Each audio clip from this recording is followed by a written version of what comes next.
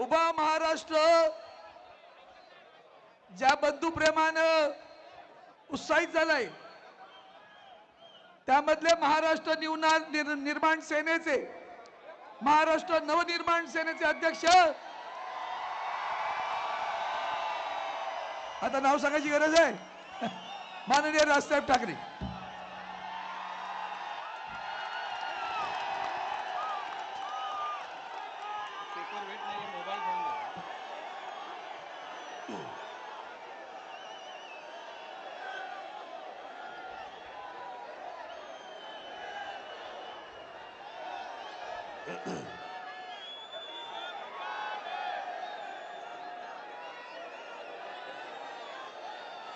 सन्माननीय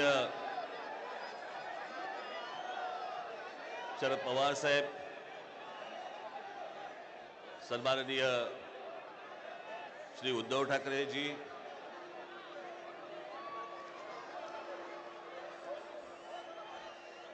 श्री जयंतराव पाटील,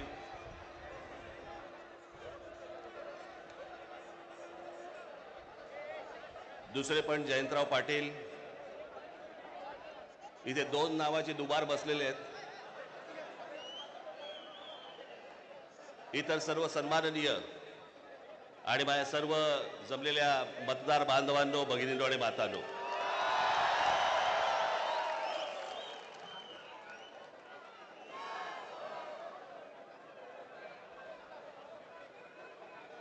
आजचा मोर्चा हा राग दाखवण्याचा, ताकद दाखवण्याचा मोर्चा आहे।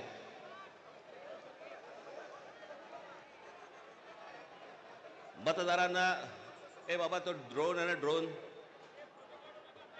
थोडं डोक्यावर आणि माझ्या वारा पडत होता।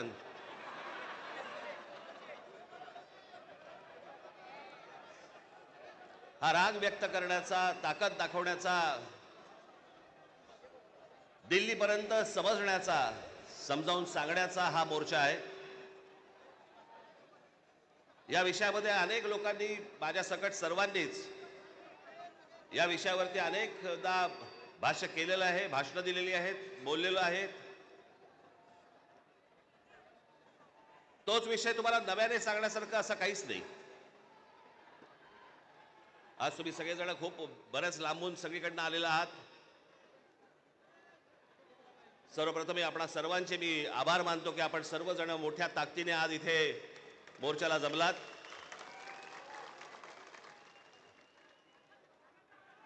खरं तर छोटे विषय आहेत, काही फार मोठा विषय नाही हा।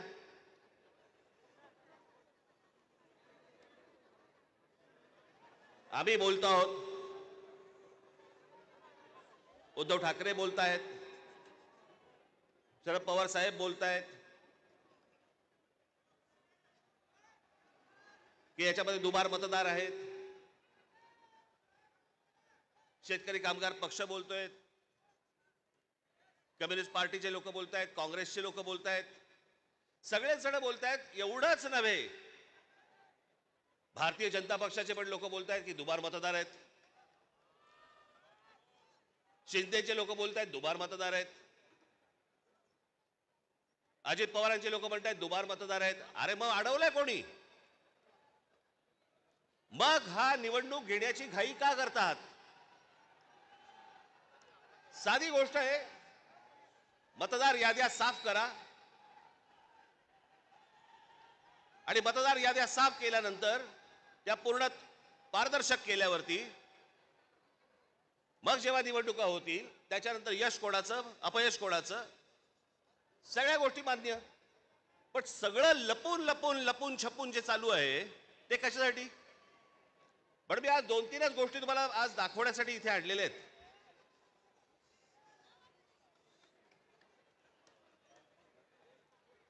खरं तर हे 4,500 मतदार आहेत, 4,500,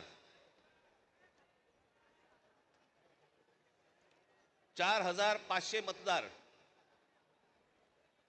हे कल्याण ग्रामीण, डोंबिवली, मुरबाड आणि भिवंडी मधले मतदार आहेत। या इकडच्या मतदारांनी इकडच्या इथल्या मुंबईच्या मलबार हिल मतदारसंघामध्ये देखील मतदान केलेलं आहे. 4,500 मतदार हे या ठिकाणी राहणारे यांनी मलबार हिल मतदारसंघामध्ये मतदान केलेलं आहे. त्यातल्या अगदी नावाला म्हणून मी तुमच्यासाठी हे एवढे मतदार आहेत, हे एवढ्या लोकांनी हे तिथे राहत आहेत, तिथेही मतदान केलं आणि मलबार हिल मध्ये देखील मतदान केलं. ह्याच्यातली म्हणून मी आता जस्ट फक्त 3 नावं आणली. प्रभाकर तुकाराम पाटील, राम महादू भोईर आणि गजानन पुंडलिक भोईर ही त्यांची मतदार यादी आहे. या मतदार यादीमध्ये त्यांनी त्या मतदारसंघांमध्ये देखील मतदान केलेलं आहे आणि मलबार हिल मतदारसंघामध्ये देखील मतदान केलेलं आहे. असे लाखो लोक आहेत महाराष्ट्रभर की जे या मतदानासाठी म्हणून वापरले गेले.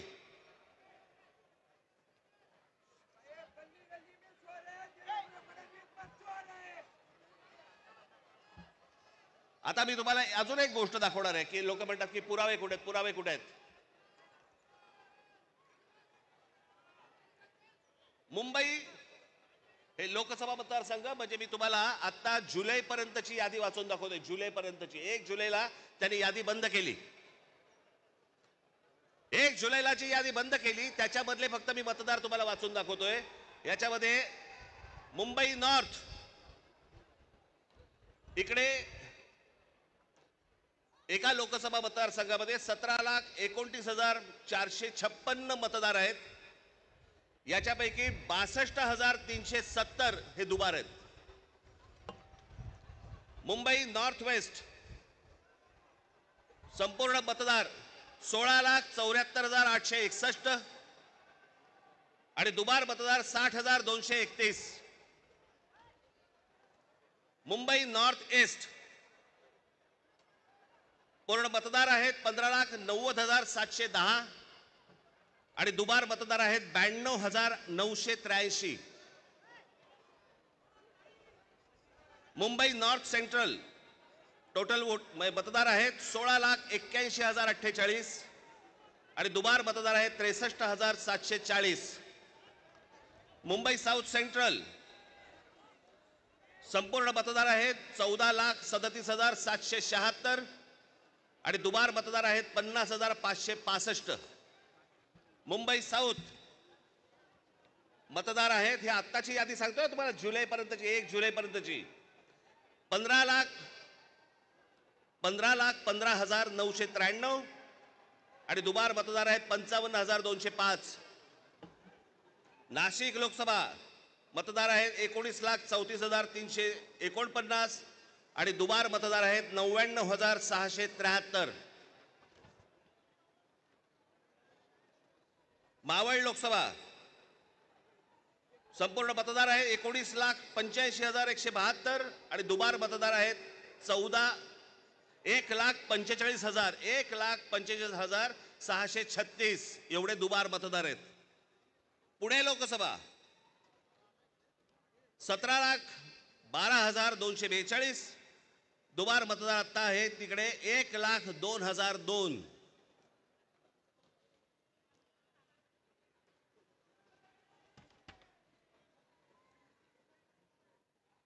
हे ठाणे लोकसभा इथे दुबार मतदार आहेत 2,09,981. लोक म्हणतील की बाबा हे आकडे तो बोलून दाखवलेत, पुरावा कुठे आहे?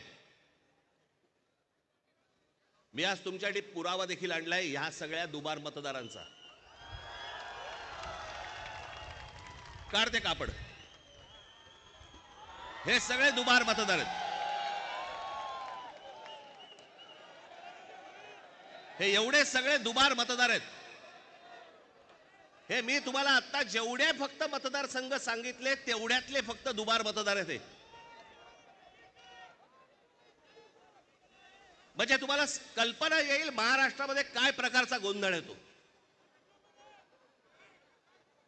आणि एवढे पुरावे दिल्यानंतर देखील हट्ट सुरू आहे की नाही कोर्टाने सांगितलंय जानेवारीत निवडणुका घ्या. कशा घ्या? का घ्या? कोणाला आहे घाई? 5 वर्ष निवडणुका घेतल्या नाहीयेत. 5 वर्ष. अजून 1 वर्ष गेलं तर काय फरक पडणार आहे? काय फरक पडतो? 5 वर्ष काही फरक नाही पडला, अजून 1 वर्ष गेलं. पण जी माणसं भरली आहेत आतमध्ये त्याचं काय करायचं? मग त्याच्यातल्या त्याच्यात निवडणुका आटपून घ्यायच्या आणि पुन्हा यश पदरी पाडायचं. याला काय निवडणुका म्हणतात? या निवडणुका अशा याच्यात तर लोकशाही तरी टिकेल. एका आमदाराचा भाऊ सांगतो की मी 20,000 मतं बाहेरून आतमध्ये आणली. आमदाराचा म्हणजे ह्याची हिंमत बघा, सत्तेचा माज बघा, की एक आमदाराचा भाऊ सांगतो की आमदार असतो पैठणचा, त्यांचा बुमरेचा भाऊ ना, हो पण त्याचा बुमरेचा भाऊ ना, तो मुलगा हल्ली कळतच नाही माहिती. या मतदार याद्या तपासताना ह्याच्यातला कोण त्या दिवशी सांगितलं नाही का मी, मुलीचं वय 114, वडिलांचं वय 43. त्या दिवशी काय मला बोलायचं ते मी बोललो. काहीही चालू आहे. त्या नवी मुंबईचे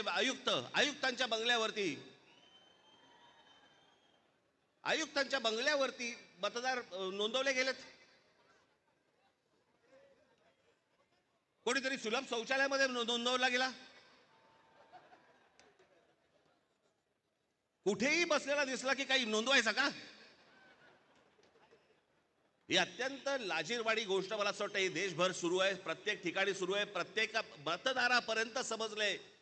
परवा दिवशी तर मी त्या वोटिंग मशीन बद्दल बोललो, मी त्याचं डेमॉन्स्ट्रेशन दिलं. मी हे गेले 2017 पासून ओरडून सांगतोय की ह्याच्यामध्ये गडबड आहे, ह्याच्यामध्ये गोंधळ आहे. अशा प्रकारच्या साधी गोष्ट आहे, 232 आमदार निवडून आल्यानंतर जर महाराष्ट्रामध्ये मातम असेल, महाराष्ट्रामध्ये जर समजा सन्नाटा असेल, महाराष्ट्रामध्ये काहीच नसेल, सगळे जर मतदार हे गोंधळलेल्या अवस्थेमध्ये असतील आणि सगळ्यांना जर आश्चर्य पडलं असेल, निवडून आलेल्यांना चिमटे काढून बघत होते निवडून आलेले लोक की मी कसा आलो निवडून. पण निवडून आलेल्याची सोय अगोदरच झाली होती, त्याच्यामुळे त्याला माहिती नव्हतं की मी निवडून येणार. हे सगळे कारस्थानं, या सगळ्या गोष्टी ह्या सगळ्या निवडणूक आयोगाच्या मार्फत सगळ्या सुरू आहेत. कशा निवडणुका लढवायच्या मला जरा सांगा. नाही, जो मतदार उन्हातारामध्ये रांगेमध्ये उभा राहतो त्याच्या मतांचा अपमान नाही का? म्हणजे मतदारांनी मतदान नोंदवायचं, कुठेही करायचं, पण मॅच अगोदरच फिक्स आहे, त्याच्या मताला काय किंमत आहे? आणि म्हणून मला आपल्याला सांगायचं आहे की आता जी काही कायदेशीर कारवाई प्रोसेसची सुरू आहे, मला असं वाटतं उद्धव ठाकरे आपल्याशी या संदर्भामध्ये बोलतीलच, सांगतीलच आपल्याला. ते सगळ्या गोष्टी सुरू असतील. पण एक गोष्ट आपल्याला सांगतो, जेव्हा कधी निवडणुका होतील, जाता आता फक्त आपल्याला एकच सांगेन, जेव्हा कधी निवडणुका होतील, एक तर पहिल्यांदा तुम्ही घराघरामध्ये जा, सर्वजण याद्यांवरती सगळ्यात जोरात काम करा. चेहरे कळले पाहिजेत, एकेका यादीवरचे सगळ्यांना चेहरे कळले पाहिजेत. ती माणसं तिकडे मतदार नोंदणीची म्हणजे आपलं मतदाराच्या ठिकाणी बसले पाहिजेत. आणि त्यानंतर जर समजा तिकडे हे दुबार तिबार वाले जर आले, तिथेच फोडून काढायचे. बडवायचे आणि मग पोलिसांच्या हातात द्यायचे. त्याशिवाय हे वटणीवरती येणार नाही. त्याशिवाय हा महाराष्ट्रामधला जो चाललेला कारभार आहे हा वटणीवरती येणार नाही. आज आपण सगळेजण इतक्या मोठ्या संख्येने इकडे सगळेजण आलात, मी आपल्या सर्वांचे मी आभार मानतो आणि आपली सर्वांची रजा घेतो. धन्यवाद. जय हिंद, जय महाराष्ट्र.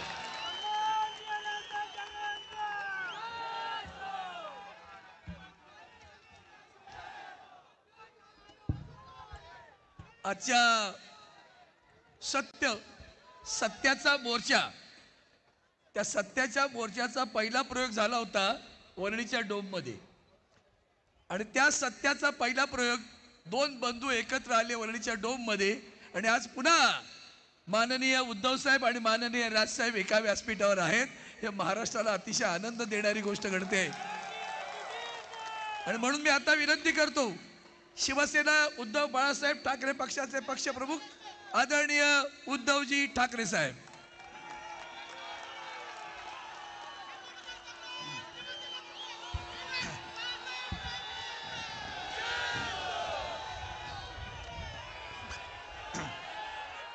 व्यासपीठावरील सर्वच मान्यवर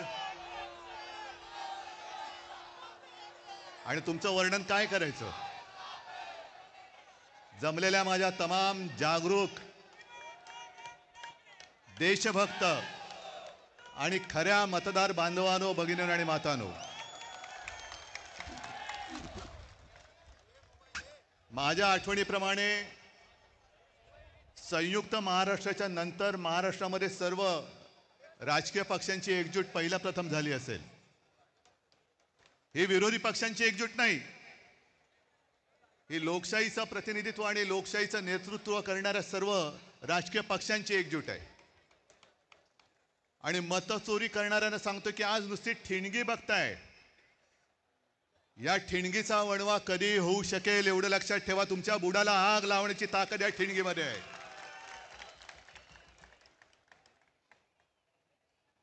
मध्यंतरी एक मी शब्द वापरला, तो गाजला. कोणता शब्द तुम्हाला कळेल? शोलेमध्ये एक डायलॉग आहे, दूर गांव में जब आधी रात बच्चा रोता है तो माँ कहती है सो जा नहीं तो. तसं आज तुम्हाला सांगतोय की आता जागे झाल्यात, जागे राहा, नाहीतर ॲनाकोंडा आ जाएगा. या ॲनाकोंडाला आता आपल्याला कोंडावंच लागेल, कारण नाहीतर हे सुधारणार नाहीत. मला एका गोष्टीचं आश्चर्य वाटतं की एवढ्या सगळ्या धडधडीत पुरावे, आज राजनीती किती डोंगरच आहे तो, रोज कुठून ना कुठून तरी पुरावे येत आहेत, तरी सुद्धा आपले राज्यकर्ते आणि निवडणूक आयोग